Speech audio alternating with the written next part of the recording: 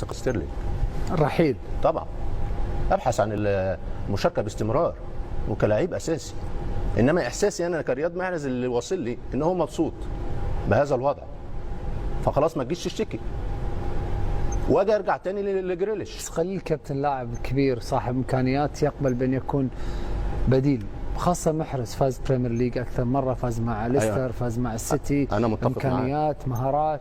متفق معاك، وانا قلت ان نوعيه رياض محرز محتاج يجيب مستواه 6-7 مباريات باستمرار كاساسي. هو لاعب منطق مباراه ان يبحث عن تجربه اخرى وتحدي اخر في مكان اخر. طبعا، لانه انا دلوقتي جريليش قبل هذه المباراه مستواه ما يخلوش يقعد على الدكه، بس عشان هو انجليزي لازم اديله الفرصه وارجعه لمستواه واقدم احسن مباراه بالنسبه لي هذا الموسم. انما كان الرياض محرز. جوارديولا يفكر في سيتي ولا يفكر في منتخب انجلترا؟ مين؟ جوارديولا هو ولا في حسابات؟ انا بوجهه نظري بيفكر في الاثنين. خلي بالك هو عاد ستونز النهارده، جرب ستونز سنتر باك، وجرب ستونز باك رايت، وجرب ستونز النهارده في وسط الملعب. وعنده وولكر وعنده فودن، عنده وولكر، من اكتر اعتقد من اكتر الفرق اللي موجوده فيها لعيبه انجليز، منتخب الانجليزي. فالنهارده انا كرياض محرز لو انا ببحث على الصفه الاساسيه المشاركه باستمرار كنت لازم اخد قرار ان انا اروح فريق اخر. كان عنده ارسنال، كان عنده تشيلسي، انما زي ما بقول لك احساس ممكن اكون انا مخطئ يا محمد ان هو راضي بهذا الفتره اللي يشارك في بعض المباريات ويشارك في بعض الوقت من المباريات. انما زي ما بقول لك هو نوعيه من اللعيبه عشان يجيب مستواه، ورياض محرز اللي احنا عارفينه عنده امكانيات كبيره محتاج 6-7 مباريات باستمرار يبقى اساسي، وده مش موجود في السن. Mahrez, moi je rentrerai pas dans ce truc-là. Non, je rentrerai pas dans ce truc-là. C'est tout le respect que j'ai pour le joueur Bouteflika et pour l'homme. Et lui, il a une position, j'en ai une autre. Je me placerai pas dans ce truc-là. L'année dernière, il a marqué 24 buts. Riyad, il a joué en club régulièrement, très régulièrement. Et je crois qu'il est meilleur buteur du club la saison dernière, ou au moins de Champions League, je crois. Toutes compétitions confondues. Donc voilà. Donc il vient de signer un nouveau contrat. Il est pas à son top maintenant. Il le sait. On a eu des discussions.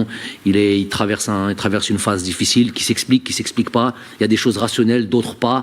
Donc à lui d'inverser la tendance. On a beaucoup vu ça chez lui. C'est un éternel sujet de conversation parce que ça a été le joueur entre guillemets emblématique de la sélection.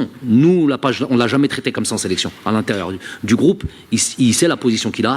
Il n'y a pas de problème, mais il a été toujours traité de la même manière que les autres.